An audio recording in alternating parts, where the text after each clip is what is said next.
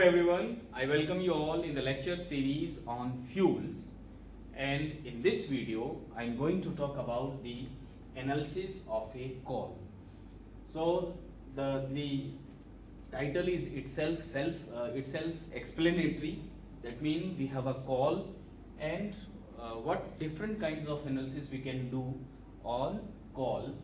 So we have two types of call: the proximate analysis and ultimate analysis. Why we do analysis of a call? In order to find out the quality of a call for its application, because different quality of call are used for different application. So in the analysis of call we have two methods, two types of analysis. Number one, proximate analysis, and second one is the ultimate analysis. So what is proximate analysis? As the word indicate, proximate analysis.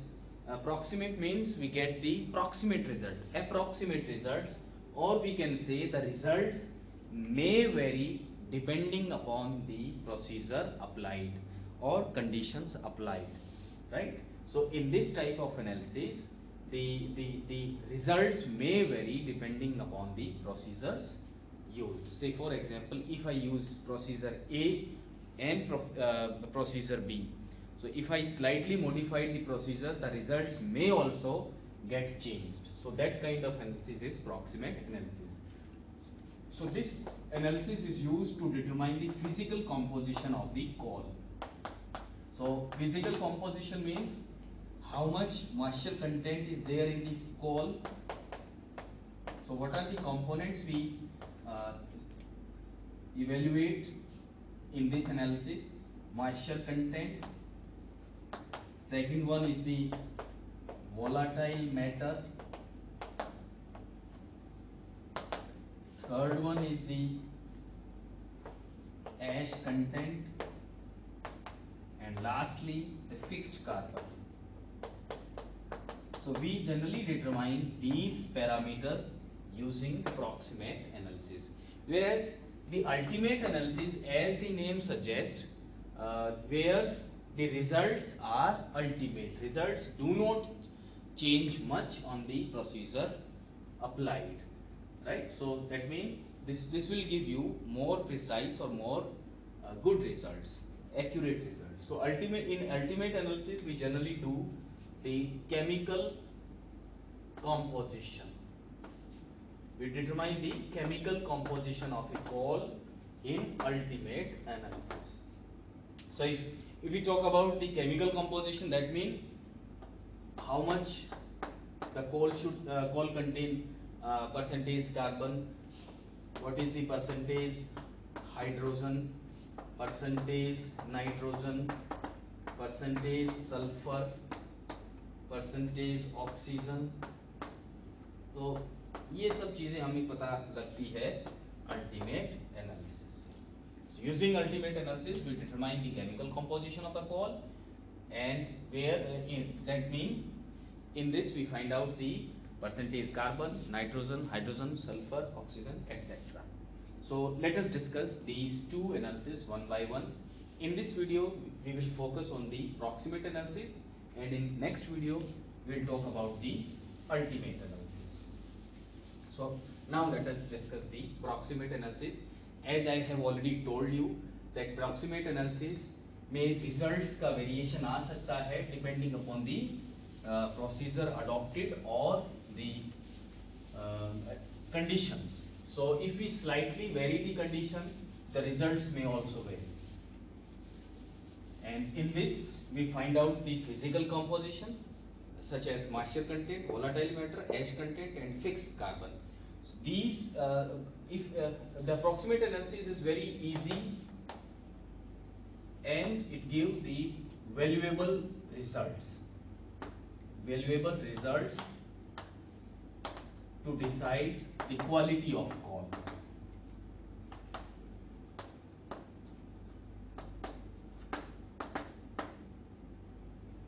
Right. से for example जैसे moisture content हम इसमें निकालते हैं, अगर moisture content ज्यादा होगा that mean that call is not a good call. अगर आपकी कॉल में मॉइस्चर का कंटेंट ज्यादा होगा, तो मॉइस्चर ज्यादा होने की वजह से क्या होगा, जो इग्निशन टेम्परेचर है वो बढ़ जाता है। मॉइस्चर अगर है आपकी कॉल में तो इग्निशन टेम्परेचर बढ़ जाएगा, इग्निशन टेम्परेचर बढ़ जाएगा तो जो कोल है वो टाइम लेगा जलने में। इसी तरह से जो सेकंड है वोलाटाइल मैटर, तो वोलाटाइल मैटर जैसे कि आपके कोल में क्या क्या वोलाटाइल मैटर हो सकता है, योर कोल में contain the gases constituents like carbon monoxide, hydrogen, methane and other hydrocarbons and the non-combustible gases like carbon dioxide, nitrogen, etc. तो आपके जो कोल है, कोयले में ये गैसेस हो सकती है, and if such gases are there, अगर गैसेस है, volatile matter is there in the coal, तो उसकी वजह से क्या होगा, that will lower down the ignition temperature. इनकी वजह से जो इग्निशन टेम्परेचर है वो क्या हो जाता है, कम हो जाता है। और इसके साथ साथ जो कोल है वो उसकी जो फ्लेम है वो लॉन्ग फ्लेम के साथ और ज्यादा धुएं के साथ जलेगा।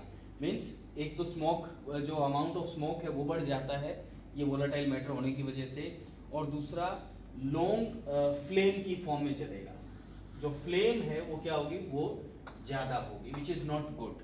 अगर फ्लेम ज्यादा है तो आपको जो कंबस्शन सिस्टम है उसका वॉल्यूम, उसका जो साइज है उसी हिसाब से ज्यादा चाहिएगा। तो इसीलिए वोलाटाइल मैटर क्या होना चाहिए, आपके फ्यूल में, आपके कोल में कम से कम होना चाहिए। और तीसरी चीज है एश कंटेंट। एश कंटेंट हमें पता है कि इनकम्बस्टिबल होता है टोटली। तो एक तरह से अगर इसमें आपके कॉल में अगर एश कंटेंट है तो वो क्या कर सकता है, सॉलिड वेस्ट प्रॉब्लम क्रिएट कर सकता है। Fixed carbon, for a good coal the amount of carbon should be as much as high, जितना ज्यादा हो सकता है उतना फिक्स्ड कार्बन का कंटेंट होना चाहिए। So what is the significance of proximate analysis, and this question have been asked so many times in the exams. What is the significance of proximate analysis? So what is the significance of proximate analysis? This analysis is very easy to perform and give the valuable results to decide the quality of coal. It provides us the moisture content, volatile matter, ash content, fixed carbon. Moisture content for a good coal, it should be as minimum as possible, and this is the first point. And second point, the moisture content lower down the increases the ignition temperature and the coal will burn with difficulty. So these 2 points you can mention in the moisture content. Third point, the volatile matter. What kind of volatile matter your fuel can have, your coal can have. Your coal can have the both the combustible as well as incombustible gases, combustible gases and incombustible gases.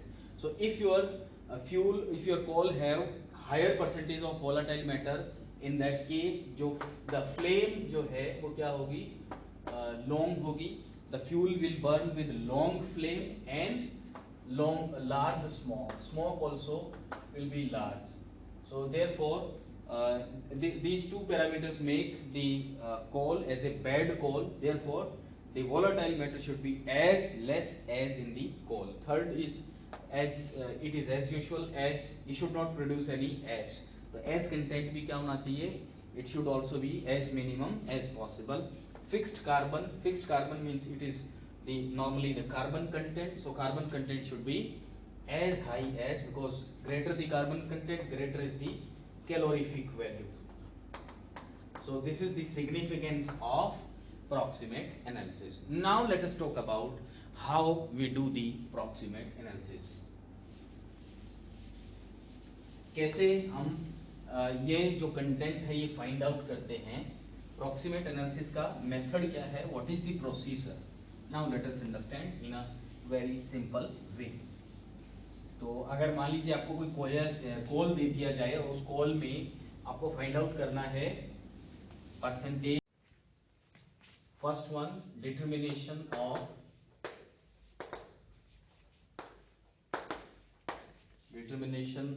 moisture content. You please try to understand each and every word. If you need, you can pause the video. So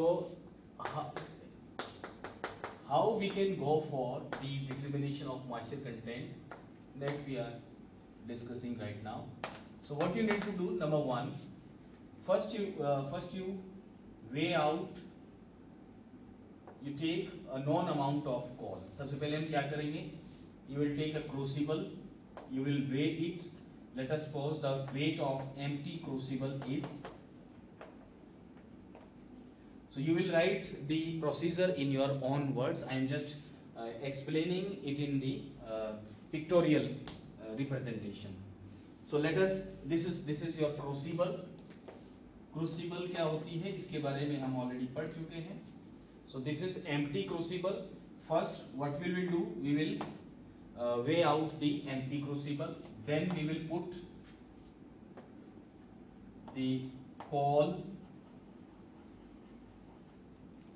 and again we will weigh out the crucible with coal. So this is crucible with coal, this is the total weight. Let us suppose it is W2. So the weight of coal become W2 crucible plus coal minus empty crucible W1. Let us suppose it is W. And then what will we do, we will put this coal crucible into the oven, and we will heat the crucible at a temperature of 105 to 110 degree Celsius for about 1 hour. तो सबसे पहले आपको क्या करना है, empty crucible का wait ले लेना है, उसमें हम कोयला डाल देंगे, कोयला डालने के बाद फिर उसका वेट कर लेना है. तो वेट ऑफ कोल आ जाएगा W2 minus W1, that is W.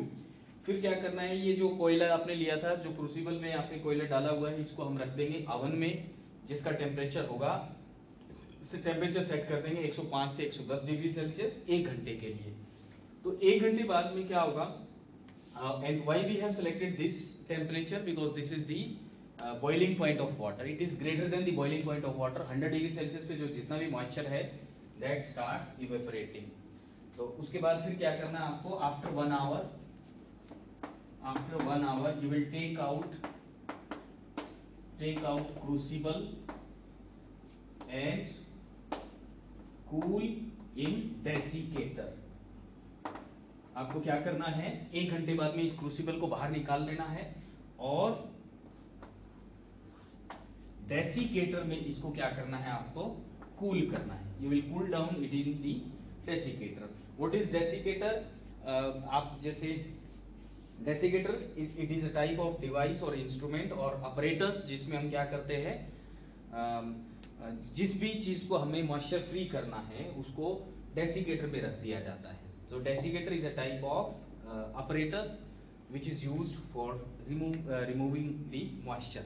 Moisture को remove करने के लिए, मान लीजिए आपने इसमें से निकाला, वैसे इसमें से कोयले में जितना मॉइस्चर था वो सब निकल चुका है, बट जैसे ही आप बाहर लेके आए इसको, एटमॉस्फेयर के कांटेक्ट में आया, तो अगेन हो सकता है उसकी सरफेस पे थोड़ा बहुत आउटसाइड मॉइस्चर, एक्सटर्नल मॉइस्चर उस पर एब्जॉर्ब हो जाए. तो उसको रिमूव करने के लिए हम क्या कर देंगे, इसको क्रूसिबल को कूल करेंगे in the desiccator.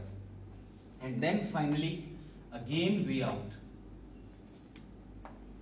Wait again क्या करना है आपको, उसका वेट लेना है. और let us suppose the weight of the crucible is, now it is W3. So one can think कि W2 जो हमने रखा था उसमें, उस कोल में मॉइस्चर था. जब हम फाइनली ये प्रोसीजर कर लेंगे तो W3 रह जाएगा, that mean the moisture will get removed. Moisture क्या हो जाएगा, रिमूव हो जाएगा. So now we will apply a simple formula, percentage moisture. Percentage moisture कितना रहेगा, द वेट लॉस, कितना वेट लॉस हुआ, divided by weight of actual weight taken multiplied by 100. ये हो जाएगा आपका परसेंटेज मॉइस्चर कंटेंट. अब आप देख सकते हैं इसमें वेट लॉस कितना होगा, W2 में मॉइस्चर था, W3 में गायब हो गया, तो W2 minus W3 is the weight loss divided by total weight of call कितना था W multiplied by 100, this is your percentage moisture content, right. So this is the first part, determination of moisture content. मैंने इसको pictorial representation से समझाने की कोशिश की है, और while preparing the notes you will write the procedure in your own words. एक बार फिर मैं बता देता हूँ क्या करना है. First we will weigh out the empty crucible. Let us let us its weight is W1. Then we will weigh the crucible with coal, and let us suppose that the weight of the coal weight of the crucible with coal is W2. Then we put the crucible in the oven at a temperature of 105 to 110 degrees Celsius for 1 hour. After 1 hour we will take out the crucible and cool it in the desiccator, and then it is removed from the desiccator and weighed again. And let us suppose the weight of the weight of the crucible is now W3. So then we will apply a very simple formula. Percentage moisture क्या हुआ, कितना moisture उसमें से निकला है, divided by total weight क्या था. So weight loss divided by total weight of the coal multiplied by 100. This become your formula for the percentage moisture. So I think this is clear. Next is determination of volatile matter. Determination of volatile matter. Now what we will do, जो हमने यहाँ पर ये वाला जो crucible जिसका W3 wait है, उसको हम क्या करेंगे, W3 जिसका वेट है वो वाला क्रूसिबल हम रखेंगे अवन फर्नेंस में, क्योंकि अवन में जो है टेम्परेचर इतना अचीव नहीं होगा. Oven is use maximum temperature हम 350 तक अचीव करेंगे, तो उसको हम फिर हाई टेम्परेचर पे हीट करने के लिए this time we are using muffle furnace. We will use muffle furnace, and we will put the coal for 7 minutes at a temperature of 925 degrees Celsius plus minus 25 degrees Celsius. तो आप क्या करेंगे, जो W3 यहाँ last stage पर जो आपका moisture free कोल है, we can call it as moisture free coal. तो मॉइस्चर फ्री कोल वाले कोल को हम क्या करेंगे, मफल फर्नेंस में रखेंगे, because muffle furnace provide us a very high temperature. और कितने मिनट के लिए, 7 मिनट्स के लिए. अगर हमने 7 मिनट्स से ज्यादा उसमें रख दिया तो उसके बाद वो क्या होगा, इसका कंबस्शन स्टार्ट होगा, ऐश बनना स्टार्ट हो जाएगा. इसलिए हमें कंबस्शन तक नहीं पहुंचना, वोलेटाइल मैटर तक रिमूव करना है. तो आफ्टर 7 मिनट्स क्या करेंगे हम, we will take out crucible and again cool in desiccator. Desiccator में फिर से क्या करेंगे, उसकी कूलिंग करेंगे. तो डेसिकेटर जैसे हम घरों में जो रोटी जिसमें रखते हैं, जो हॉट केस होता है उसके जैसा होता है देखने में, अपीयरेंस बता रहा हूं मैं, हॉट केस के जैसी होती है इसकी अपीयरेंस. तो डेसिकेटर में हमने क्या कर दिया, दोबारा ये वाले कॉल को रख दिया, कूल किया, कूल करने के बाद दोबारा उसका वे किया, अगेन वेट, और इस बार जो वेट है वो मिला लेट अस सपोज W4. अब इस जो W4 वाली जो इस स्टेज तक कंप्लीटली मॉइस्चर जा चुका है, और जितना भी वोलेटाइल मैटर था कोयले में वो सब निकल चुका है, राइट. तो फॉर्मूला क्या हो जाएगा फिर मॉइस्चर कंटेंट के लिए, सॉरी वोलेटाइल कंटेंट के लिए, volatile matter percentage volatile matter, formula क्या बनेगा, weight loss due to volatile content divided by actual weight of coal, कितना लिया था शुरू में, मल्टीप्लाइड बाय 100. तो अगर हम एज पर फॉर्मूला देखें तो W3 से आपने स्टार्ट किया था, मॉइस्चर निकलने के बाद W4 हो गया, तो weight loss due to moisture is W3 minus W4 divided by W multiplied by 100. So this is the percentage volatile matter. ठीक है, और अब बच गया last, that is ash content. Next one is ash content number 3. अब हम क्या करेंगे, जो हमारा मॉइस्चर और वोलाटाइल मैटर निकलने के बाद जो कोयला बचा वो कौन सा होगा, उसका वेट क्या होगा, W4. तो ये जो W4 है इसको हम रखेंगे again in the muffle furnace. Muffle furnace में एक बार फिर से रख देंगे. And now the temperature is 750 plus minus 50 degree Celsius. And for half an our, आधे घंटे के लिए क्या कर रहे हैं हम, मॉइस्चर कंटेंट और वोलाटाइल मैटर निकलने के बाद जो कोयला बचेगा उसको हम ट्रांसफर कर देंगे मफल फर्नेस में. And now the temperature is maintained eight 752 plus minus 50 degree Celsius for half an our. आधे घंटे बाद में इस कोयले को वापस निकालेंगे, फिर ठंडा करेंगे डेसिकेटर में, और ठंडा करने के बाद दोबारा इसका वेट ले लेंगे. और let us suppose the weight of crucible with ash. Weight of crucible with ash is W5. Right. So how we will, क्योंकि अब क्या होगा, जो हमने मॉइस्चर फ्री और वोलाटाइल मैटर फ्री करने के बाद जो कोयला रखा था मफल फर्नेस में एट दिस टेम्परेचर और फॉर हाफ एन आवर, आप देखेंगे कि सारा का सारा जो कोयला है वो कंबस्टन होकर के राख बन जाएगा. राख बन जाएगा, तो अब यहां पर आपके लास्ट में आपके पास क्या आएगा, ये क्रूसिबल प्लस राख एश, क्रूसिबल और एश ही बचेगी इसमें. तो टोटल वेट क्या है, W5. तो वेट ऑफ एश, लास्ट में हम हमारे पास क्या रहेगा, ash content will be weight of ash divided by total weight of coal और actual weight of coal multiplied by 100. ये क्या बनेगा, what is weight of ash, W5 last में आया. W5 क्या है, weight of crucible with ash. और ध्यान करो शुरू में आपने वेट ऑफ क्रूसिबल लिया था W1. Wait of crucible was W1 और weight of crucible plus ash last में बचा है W5. तो वेट ऑफ एश कितना हो जाएगा, W5 minus W1, because W1 is the weight of empty crucible. अब सब कुछ राख बन चुका है, जितनी कार्बन थी वो सारी कंबस्टन होकर निकल गई, जल गई. So total weight of coal is W multiplied by 100. So this is the formula for ash content. Last में जो फोर्थ पॉइंट है दैट इज फिक्स्ड कार्बन. जो फोर्थ कंपोनेंट बचता है दैट इज फिक्स्ड कार्बन. ये क्या होगा, अब आपने जो फिक्स्ड कार्बन है वो कहां चली गई, जब आपने एश कंटेंट निकालने के लिए 750 डिग्री सेल्सियस पे हीट किया था तो कंबस्शन स्टार्ट हो गया. कार्बन जितनी थी वो कंबस्शन होती चली गई और लास्ट में आपके पास एश बच गया.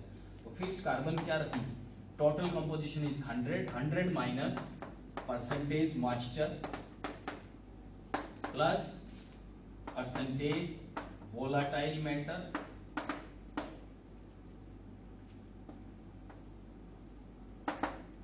plus percentage H.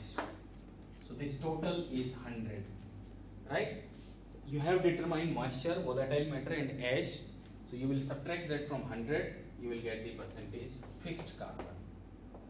So this is all about the proximate analysis of a coal. I hope you have understood, and अगर आपकी कोई दिक्कत है इसमें we will discuss in the online class. Notes अच्छे से बनाइएगा, डिफरेंट पेन यूज करते हुए साफ साफ फॉर्मूले लिखिएगा. जितनी भी बात हमने इसमें कही है try to write in your own words. समझना पहले जरूरी है, समझने के बाद फिर अपने खुद के शब्दों में